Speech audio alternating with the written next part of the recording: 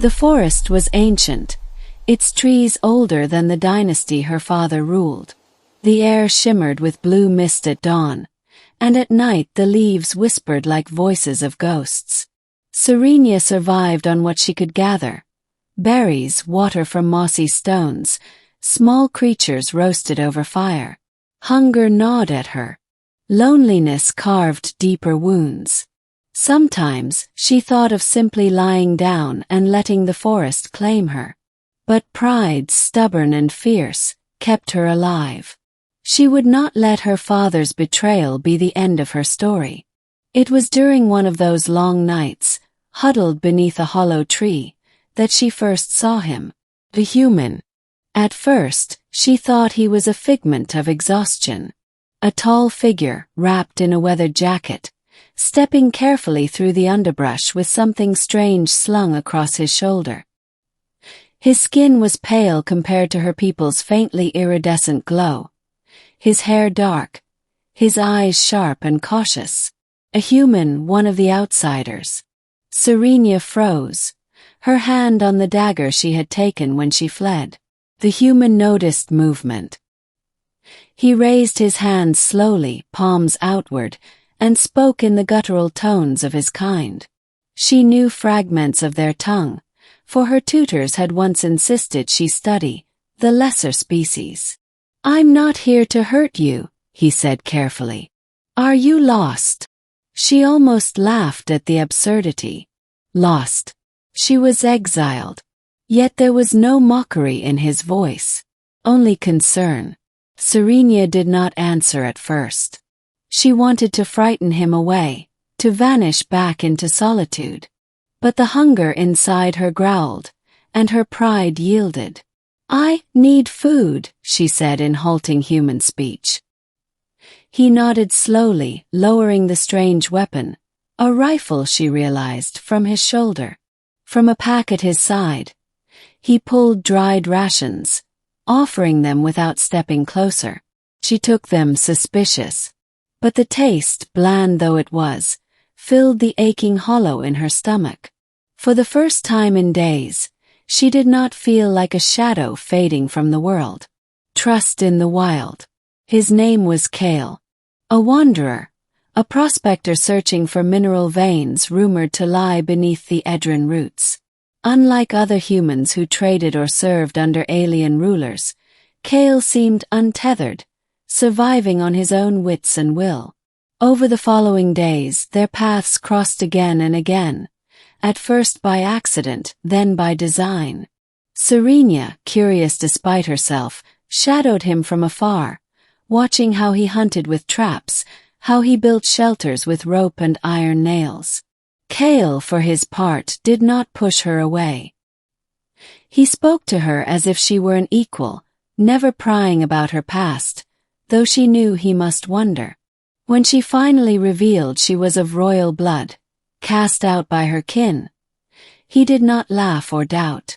He only said, "Sometimes family is the cruelest prison. I know that much." She looked at him differently after that. Two worlds collide. The princess of Calith had been raised in opulence, shielded from hardship. Yet here, in exile, she found herself learning from a human, one her father would have dismissed as little more than a servant. Kale taught her to set snares, to fish in the forest streams, to read the signs of approaching storms. In turn, Serenia shared knowledge of the stars, tracing constellations that guided her people's ships.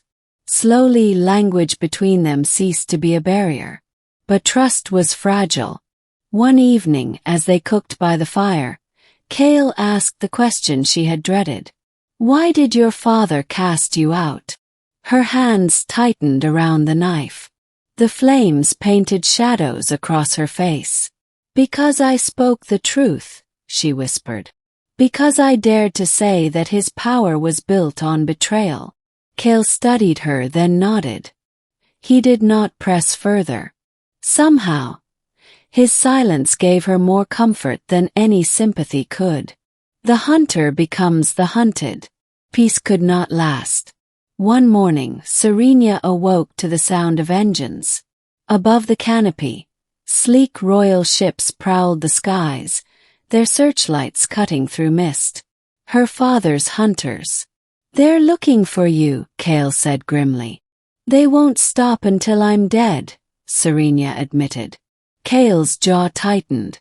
"Then we don't let them find you."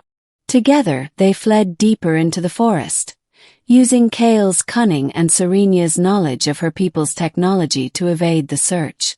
But the hunters were relentless. At dusk, they cornered the fugitives near the cliffs of Solar's Edge, their hovercraft humming like predators. Serenia's blood ran cold as armored figures emerged, weapons drawn. At their head was her cousin Vera, smirking with cruel delight. "Serenia," Vera called. "Father offers you mercy. Return, kneel, and your death will be swift." Serenia's throat burned with rage. But before she could answer, Kale stepped forward, rifle raised. "You'll have to go through me first." The hunters laughed at the human's defiance. But in that moment, Serenia felt something stir, something her father's betrayal had nearly crushed. Oh! The battle at Solar's Edge. The clash was brutal. Kale's gunfire cracked through the air, scattering the hunters.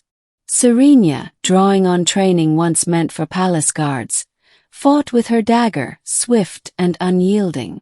For every strike, she thought of her father's lies, of the home stolen from her. Yet they were outnumbered. Vera's soldiers pressed closer, and Kale fell back, blood seeping from a wound at his side. Serenia caught him before he stumbled. "You shouldn't have." "I'm not letting them take you," Kale rasped. Something inside her broke free then. Power, raw, ancient, awoke in her blood, a gift of the royal line she had long ignored. Her skin glowed with sapphire light, her voice trembling the air. "Enough!" she cried, and the forest itself seemed to answer. Roots twisted upward, branches lashed like whips, driving the hunters back in terror. Even Vera faltered, eyes wide. You've claimed the forest bond." Serenia stood taller, Kale leaning against her. "No. The forest claimed me when you cast me out." The hunters fled. The sky grew silent again. A new beginning. When the battle was done, Kale collapsed. Serenia tended his wound with trembling hands, refusing to let the light in his eyes fade. She owed him everything, her survival, her hope, her rediscovery of strength. Days passed before he could walk again, but when he did, Serenia no longer felt like an exile. She was something more, reborn, tempered by betrayal and forged in kindness. "I don't know what comes next," she admitted one evening, watching the twin moons rise. "My people will not forgive. My father will not relent." Kale shrugged, a faint smile tugging at his lips. "Then maybe you don't need them. Maybe you start something new." She looked at him, at the human who had stood beside her when her own blood sought her death, and realized he was right. Her destiny was no longer bound to her father's throne. It was hers to shape. Epilogue. The kindness that brought her back. Years later, tales spread across Calith of a hidden queen in the forest, a leader who united exiles, wanderers, and those forgotten by empires. Her banner bore no crown, no royal seal, but a symbol of roots and stars intertwined. And always at her side was a human, quiet but steadfast, the one who had reminded her that betrayal did not define her, and that kindness could rebuild what cruelty had broken. Her father's betrayal had driven her away, but a human's kindness had brought her back, not to the palace she lost, but to the throne of her own making.